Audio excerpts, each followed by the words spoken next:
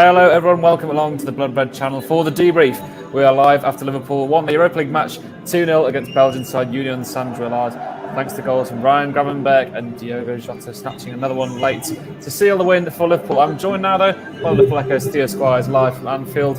Theo, it wasn't the prettiest of matches, was it? It wasn't the most convincing of wins, but Liverpool got the job done. Yeah, they did. It's pretty much what we're expecting from these Europa League group stages, isn't it? Liverpool just have too much for the sides that they're facing, that they can name massively rotated sides. They can either have the strongest players on the bench and bring them on early, or they can just start them and take them off at half time, and they'll still have enough to grind out the wins. There's an air of relaxation there, and there's no pressure, there's no agony, I suppose, watching it, because you just have full confidence in Liverpool to eventually get the goals and eventually get the wins. There were a few scares along the way. Union came close a couple of times. Alisson had to make a couple of saves, but Liverpool had created a lot of chances themselves, got the goals at crucial times, and there was never any real doubt that they weren't going to get the win tonight. Yeah, it was never in doubt, was it? I mean, I want to give Saint-Gilloise some credit as well, though, because they are a very good side, and they showed tonight, they can be resolute, they can dig in, and, Liverpool could have battered them tonight. They created so many chances, but they did fight very well. But I want to start anyway with the two new signings, two new boys who started tonight. We've got to start with Gravenberch, haven't we? He got the goal. I think he showed tonight the skill case, the skills he's got in that midfield role. He's going to be a good player for Liverpool, Theo, isn't he? Yeah, he is. He's basically built on what he's already shown. He's shown glimpses of Liverpool so far. He's so good on the ball. He's got an eye for a quick pass. He's got an eye for a shot, and he's just great when he's running at defenders, when he's galloping. He's got speed on him. He's a powerful lad. But it's been hot and cold. There have been times when he's been giving it away too easily, and it's not quite happened. So he's settling into a new side, having not played a lot of football for Bayern Munich over the past year. This is probably a step more in the sort of right direction for him. He was great winning the ball back tonight, and you saw at big moments. He was unlucky not to score with that fierce shot midway through the first half. I think when Nunes has the rebound this out for offside, and then he's in the right place at the right time to get his goal. He looks such a smart player now, and that's what 2 goals and assist. No, a goal and 2 assists. From 3 starts. That's the same number of goal contributions that Jordan Henderson managed in the entirety of last season. Considering he's not played, he's still so young. This is just the start. It's an encouraging start. Yeah, it's really, really encouraging. As you say, look, things are going to be difficult settling to Liverpool midfield. As you say, he's barely played for Bayern Munich over the past season. It's always going to be tricky, let alone with that. But he is showing those signs. Yes, he's given the ball away a couple of times and making a few mistakes, but you can just tell the quality's there. And I think there's no doubt as well, to be honest. People were questioning whether Klopp may use him as a 6 or as an 8/10. I think he's definitely going to be an 8. And the goal contributions, as you say, are already showing for him, aren't they? But someone who has been signed as a number 6 there is Wataru Endo. Another 90 minutes for him to start tonight, should we say. Very solid performance from him once again, wasn't it? I mean, he's not the prettiest of players, if we're putting it lightly, but he got the job done much at Liverpool tonight. Yeah, he passes it around well, and he's not afraid to get stuck into efforts to win the ball back. He's not a glamorous holding midfielder. He's not the £100 million midfielder that Liverpool could have had this summer, but he's doing a solid job. I've still got my doubts on whether he's good enough to be a first-choice holding midfielder for Liverpool, whether McAllister's a first-choice holding for Liverpool. There's got to be someone who emerges this season and makes that position their own. I think at the start of pre-season, when Conor Bradley was playing right back, was it part of the thinking for Trent to develop in that position? I guess now we'll never know. There are options there, but none of them feel like the perfect fit. It's all square pegs, round holes, that sort of thing. Endo is the one it's his natural position, but he's got a lot of catching up to do to get to Premier League standard at a club like Liverpool. But that was always going to be the case. He's come from a side in Germany where they're a big name. They won the league and competed in Europe not that long ago, really, only 10, 15 years. But they've still been down in the second division recently, and they've had a few relegation fights.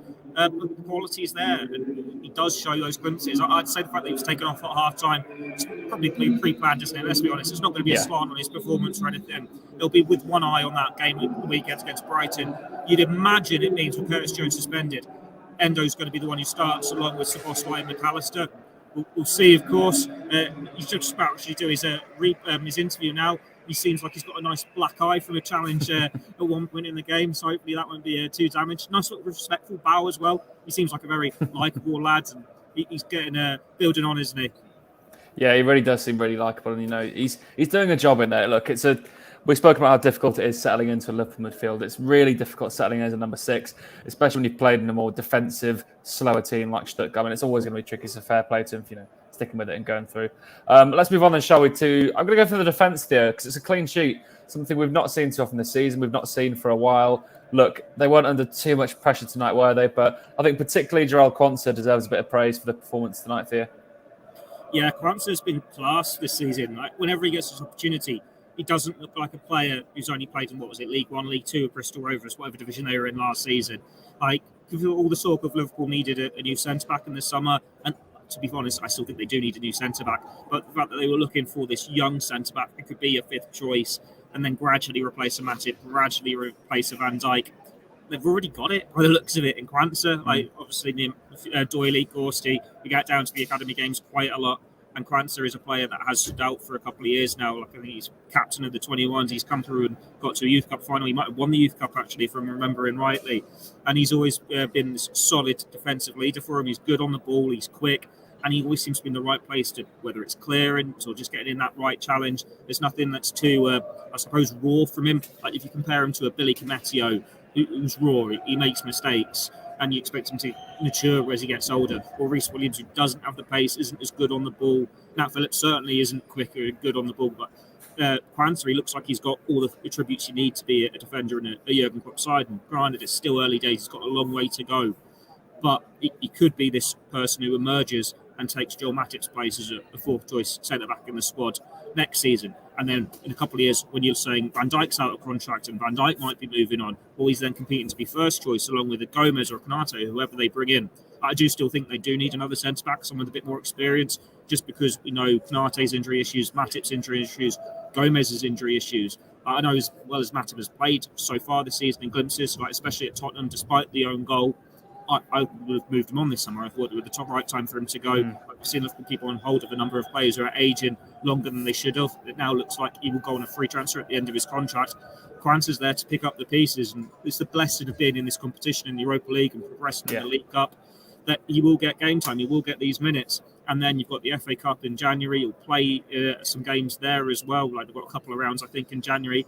And then if you're looking at the second half of the season and he's not going to play as much, that's a good chance to send him out on loan to the Championship. Or if he continues to stake his game, continues to build on what he's done so far, maybe he'll have an injury along the way, he's right up that pecking order, and so far he's not put a foot wrong. No, he really hasn't. The future is so bright for him as well. Look, I agree with you. I think Liverpool made a mistake not signing a centre-back in the summer. But then also on the flip side, what's the point of having an academy if you're not going to give those players a chance? You know, Quansah's been in there for years. Sorry, go on, Theo. I was going to say, you look at Mickey van der Ven, that was a player that Liverpool were linked with. You got the links with George Smackter. He cost, 43 million for Tottenham? Yeah. If Liverpool sign him, they were never going to spend 43 million pounds on him. But he's sitting on that bench to be behind Van Dijk, to be behind Konate, arguably behind Matip, and on Gomez's form so far this season, to be behind him as well. That's a lot of money to spend on someone who is initially going to be a backup option. At least with Quansah, you've saved yourself so much money, and they can spend that on the midfield this summer. And it's also something, I'm not going to say it's in their pockets, but it means they can rethink what they want to do when they do strengthen the defence now, because you don't necessarily need to go and get this younger option. Because it's the same as the midfield. They didn't want to go and get, say, Lavia because they have Pasetic. You don't need to go and get someone who's late teens, early 20s to be this next great centre-back. If you've already got one, you can look at maybe an Endo or someone like a Ragnar Klavan, that model of player. You can just go and be your experienced backup option, do a job when needed, and isn't going to block any pathways.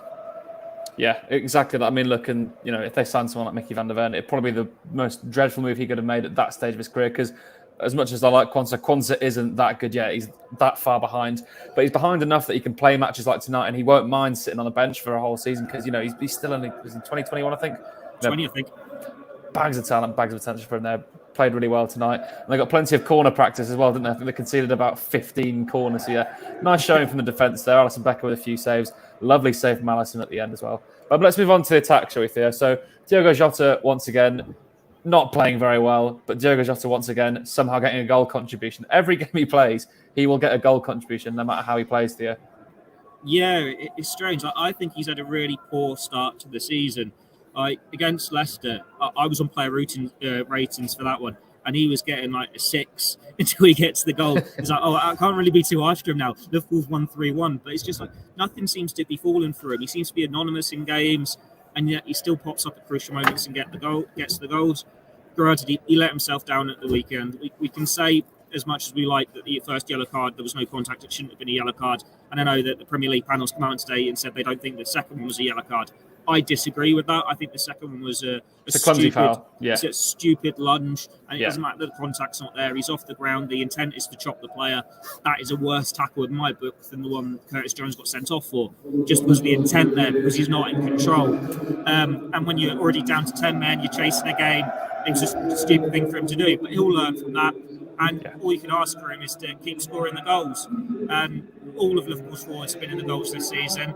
He's probably the one out of the five who's not playing well, who's not stood up and shown what he can really do, but he's still making his mark on those scoring charts. And after a year where he's missed a lot of football through injury, went a year without scoring, still be returning those things, it's still a positive. And you know at some point he is going to get back into the electric form that we've seen from him in the past. But even then, just having an out-of-form player still scoring goals, it's a very useful thing to have in the Liverpool squad. Yeah, that's the exact thing with Jota. Like, of all those front five choices, Salah going to start. Those four other players you've got there, I think even when Jota's out of form like tonight, he's still going to score, and he's probably the one you'd start if they're all out of form, like in that hypothetical scenario. But no, Theo, I won't keep you any longer. You need to run along to Jurgen Klopp's press conference, don't you? Make sure everyone, if you're with us here on the Blood Red channel, you stick around for that one. We'll bring you Klopp's press conference as soon as we have it. I'm sure it'll be a bit of a preview ahead of Brighton on Sunday as well. But yeah, for now, thank you for joining us on the debrief after Liverpool's 2-0 win over Union Saint-Gilloise in the Europa League. 6 points from 2 matches. Not a bad start at all.